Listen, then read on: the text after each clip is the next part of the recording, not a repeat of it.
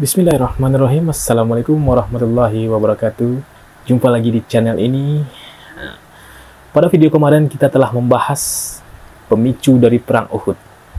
Jadi sekarang ini kita akan bercerita tentang bagaimana berkecamuknya perang Uhud tersebut.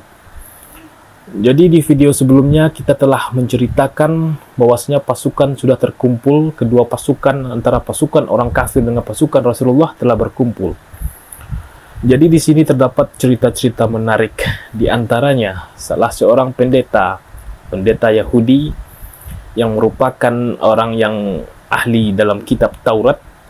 Dia mengajak para kaumnya, para umat orang Yahudi tersebut untuk ikut berperang membantu Rasulullah. Jadi apa katanya? Nama orang tersebut adalah Khawarij. Jadi Khawarij ini mengajak orang Yahudi, yaitu wahai orang-orang Yahudi, mari kita membantu Muhammad untuk berperang karena ini merupakan syariat dari Taurat. Dia adalah Rasul dan Taurat juga telah mengatakan bahwasanya akan datang seorang Rasul di akhir zaman. Jadi sudah diingatkan oleh Khawarij. Namun orang Yahudi tersebut menjawab, ini hari Sabtu, kami tidak boleh berperang. Jadi perlu diketahui teman-teman sekalian. Jadi perang Uhud ini terjadi pada tanggal 7 Syawal tahun ketiga Hijriyah, bertepatan pada hari Sabtu.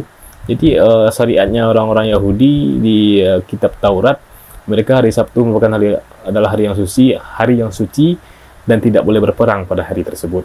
Namun Khawarij ini juga ahli dalam kitab, ya, ahli Taurat.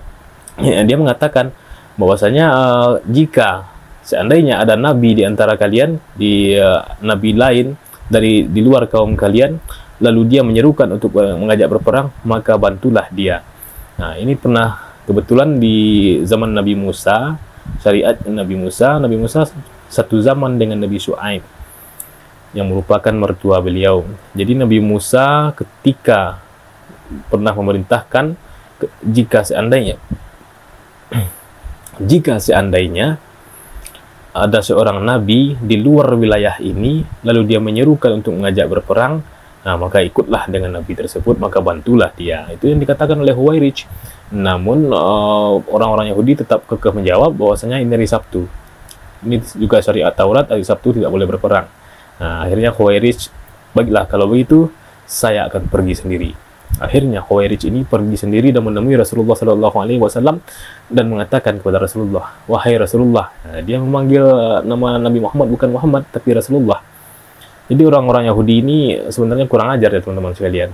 Dia memanggil Nabi Muhammad itu dengan panggilan Muhammad saja, wahai Muhammad. Jadi kali ini Khawarij, pendetanya Yahudi, memanggil dengan sebutan wahai Rasulullah. Ashhadu an la ilaha illallah wa anna Muhammadar Rasulullah. Di saat itu dia langsung bersyahadat di hadapan Rasulullah.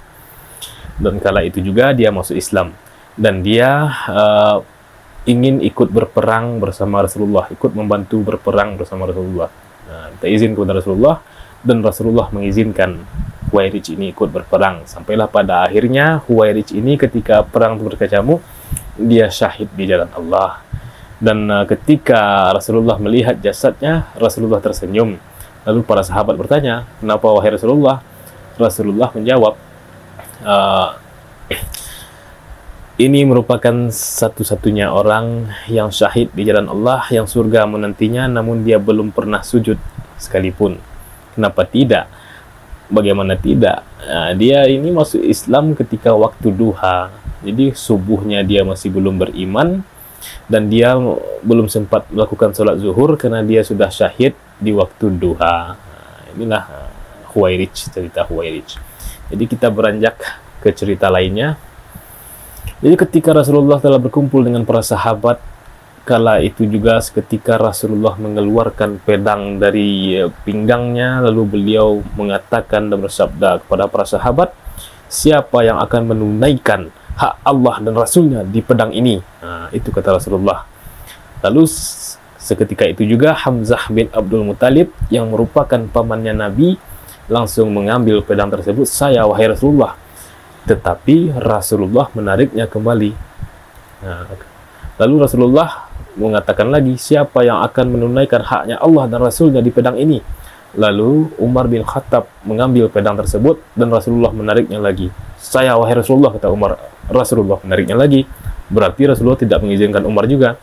Lalu berkata lagi Miqdad, apa kata Miqdad? Saya wahai Rasulullah. Rasulullah juga menarik lagi, sampailah kepada Ali bin Abi Thalib yang merupakan sepupunya Nabi, juga mau mengambil pedang tersebut, namun Rasulullah menariknya lagi. Sampailah ketika Rasulullah bertanya untuk terakhirnya, siapa yang akan menunaikan hak Allah dan Rasulnya untuk pedang ini? Lalu keluarlah seorang sahabat yang cerdas, ya, namanya Abu Dujanah.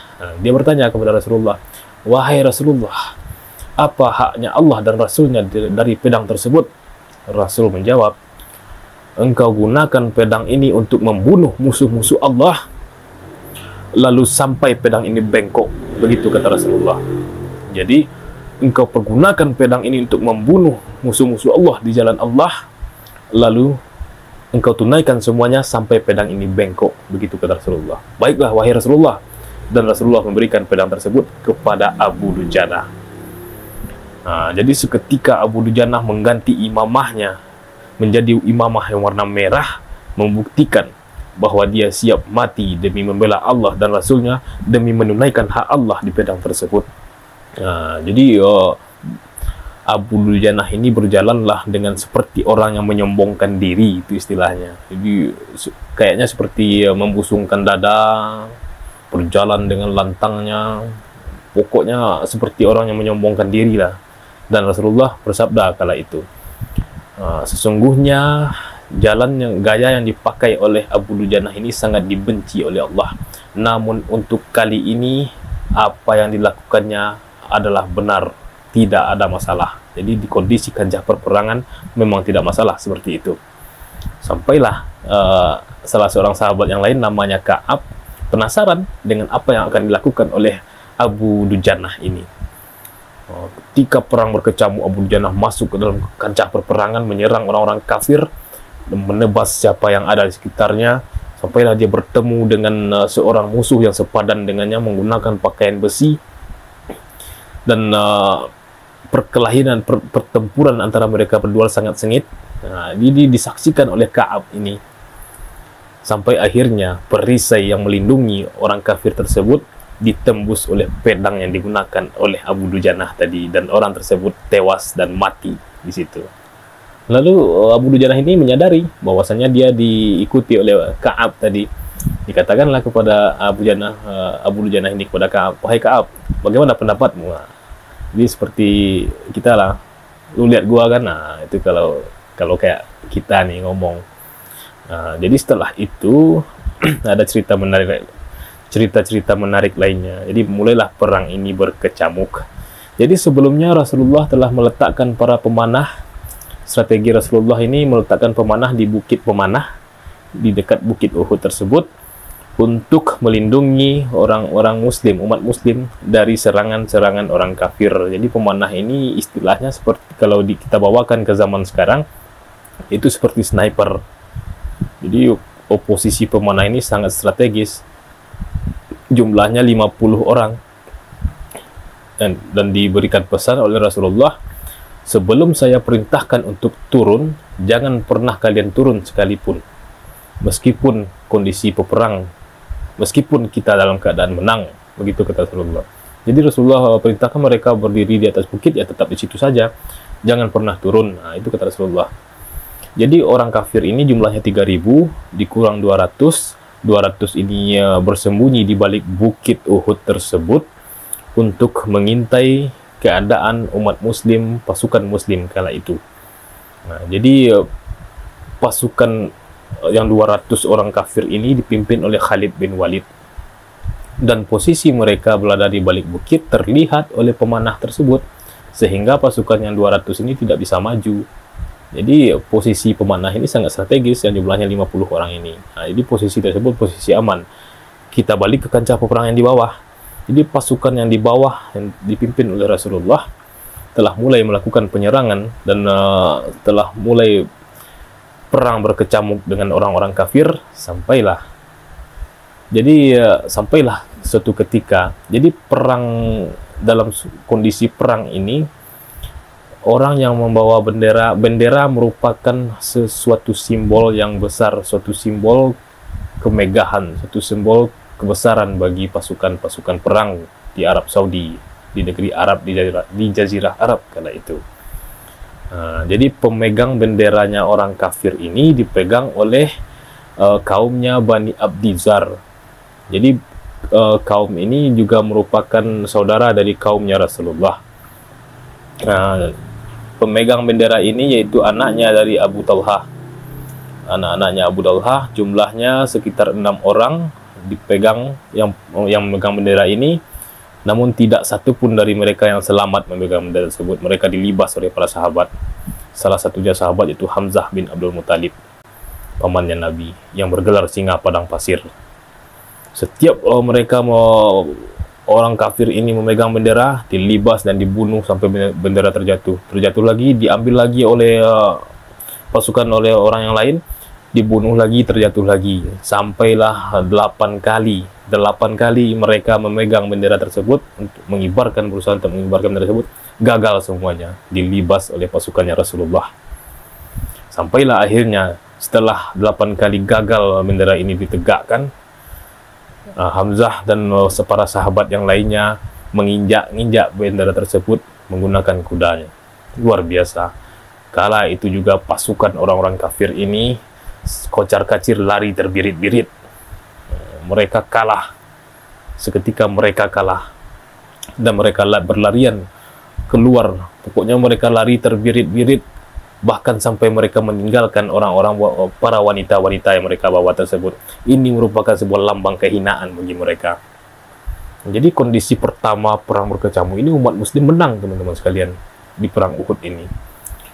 Orang kafir lari terbirit-birit, bahkan dan akhirnya dikejar oleh pasukannya Rasulullah yang berjumlah sekitar 600-an orang tersebut. Jadi 50-nya berada di atas bukit pemanah tadi. Mereka standby jika sewaktu-waktu ada penyerangan, mereka siap dengan panahnya. Kondisi orang kafir ini lari terbirit-birit, dikejar oleh pasukannya Rasulullah. Bahkan pasukan pemanah yang di atas tadi melihat orang kafir ini larinya sudah semakin mendekati kota Mekah, sudah sangat jauh. Disinilah timbul masalah. Di sini timbul masalah. Pasukan pemanah yang berada di bukit pemanah tadi, mereka mengingkari perintah dari Rasulullah. Apa yang mereka ingkari? Rasul memerintahkan mereka untuk tetap berada di posisi di atas bukit sampai beliau memerintahkan untuk turun. Mereka tergiur dengan harta rampasan perang. Jadi orang kafir ini berlarian sampai sehingga harta-harta mereka yang mereka bawa di perang tersebut tertinggal semuanya. Jadi kan Allah juga sudah mengatakan bahwasanya harta rampasan perang itu halal. Disinilah kecerobohan para sahabat kala itu. Pasukan pemanah yang berjumlah 50 orang tersebut turun sekitar 42 orang. Nah, ini tersisa 8 atau 9 orang yang di atas. Jadi 41 orang turun ke bawah. Tinggal 9 orang di atas puncak bukit tersebut. Nah, jadi di sini timbul masalah. Padahal salah seorang dari sahabat yang berada di puncak bukit tersebut telah melarang untuk turun ke bukit. Wahai, jangan kalian turun.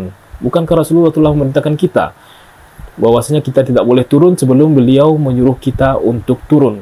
Nah, mereka tergiur, mereka menganggap bahwa kondisi benar-benar sudah menang karena mereka melihat orang-orang kafir telah lari jauh. Mereka tidak menyadari bahwasanya pasukan yang dipimpin oleh Khalid bin Walid masih berada di posisinya, di posisi balik bukit yang sewaktu-waktu dia akan menyerang ketika kondisi umat muslim lengah.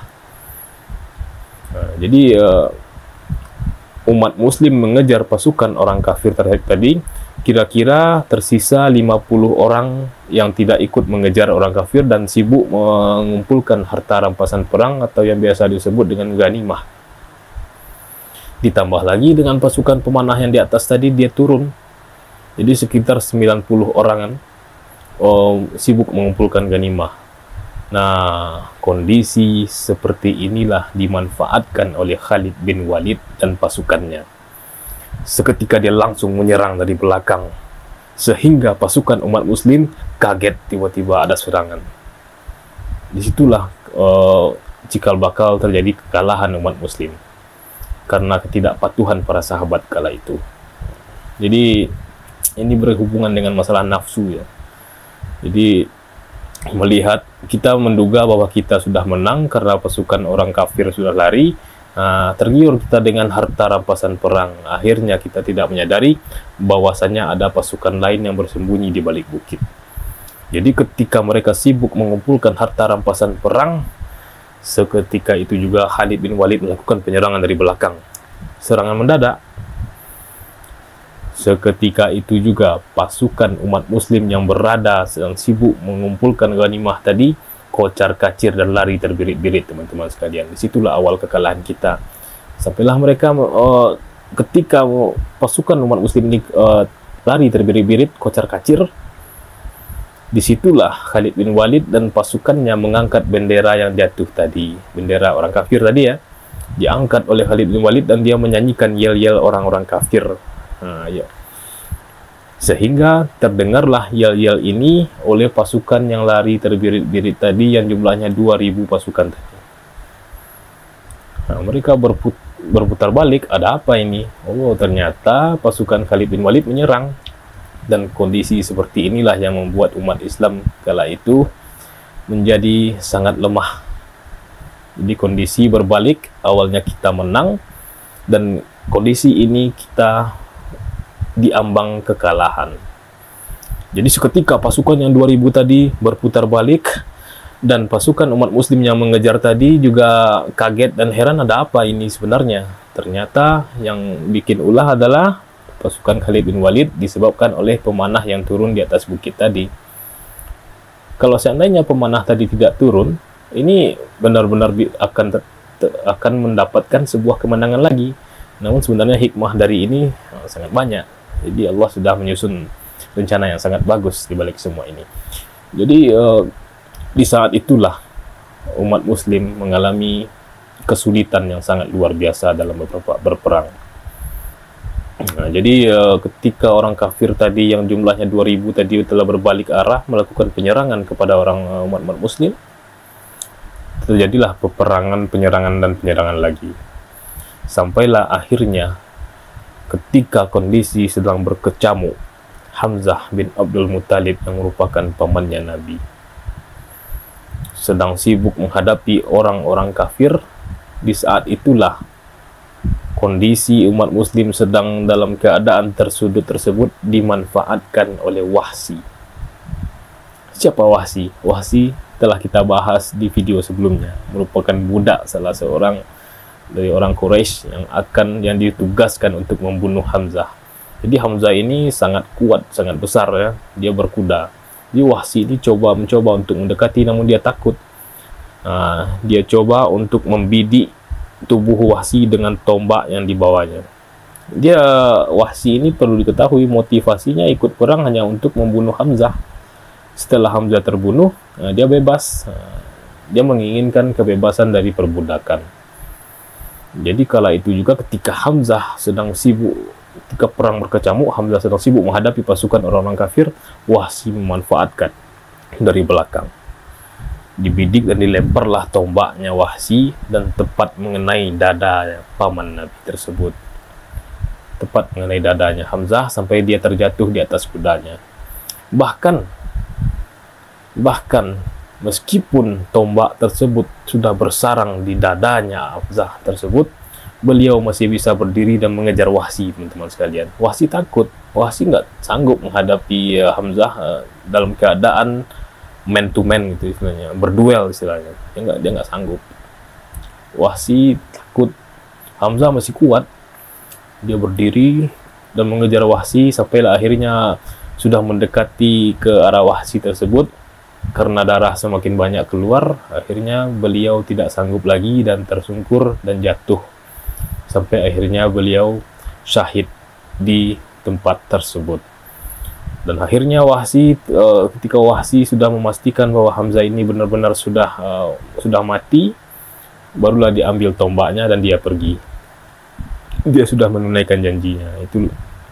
Dan akhirnya Wahsy ini sebenarnya teman-teman, dia akhirnya nanti dia juga masuk Islam akhirnya, dan dia sangat menyesali perbuatannya. Dia telah membunuh salah seorang umat terbaik di masa Rasulullah, dan dia sangat menyesal. Bahkan Rasulullah pun ketika Wahsy ini sudah masuk Islam, Rasul sedang mengatakan kepada Wahsy, janganlah engkau sering-sering berada di hadapanku, wahai Wahsy. Jadi Rasulullah ketika melihat Wahsy, beliau teringat dengan pamannya. Sangat sedih kondisinya seperti di kala itu. Jadi pada kondisi seperti perang berkecamuk, Rasulullah ditinggal sendirian, dan pasukan yang 9 orang di atas bukit tadi yang tersisa diserang oleh Khalid bin Walid dan dibunuh. Tersisa 1 orang, kalau tidak salah namanya Talhah bin Zubair kalau nggak salah. Nah, itulah yang menemani Rasulullah, dan Rasulullah memanggil para sahabat, wahai para sahabat, wahai para manusia, sesungguhnya aku benar-benar utusan Allah, kesinilah bersamaku. Nah, jadi mendekatlah beberapa sahabat kepada Rasulullah untuk melindungi Rasulullah Shallallahu Alaihi Wasallam dari serangan orang-orang kafir, sampai akhirnya beliau berlari ke atas bukit, sampailah beliau bersembunyi di sana. Nah, kondisi ini sebenarnya sudah sangat menyudutkan umat muslim teman-teman sekalian. Sangat sedih kita mendengarnya. Jadi kondisi ini sebenarnya nanti bisa berbalik, dan kondisi setelah ini akan kita bahas di video selanjutnya. Jadi semoga ini bermanfaat teman-teman sekalian. Terima kasih sudah menonton video ini. Jangan lupa subscribe, like, dan share ke teman-teman yang lain.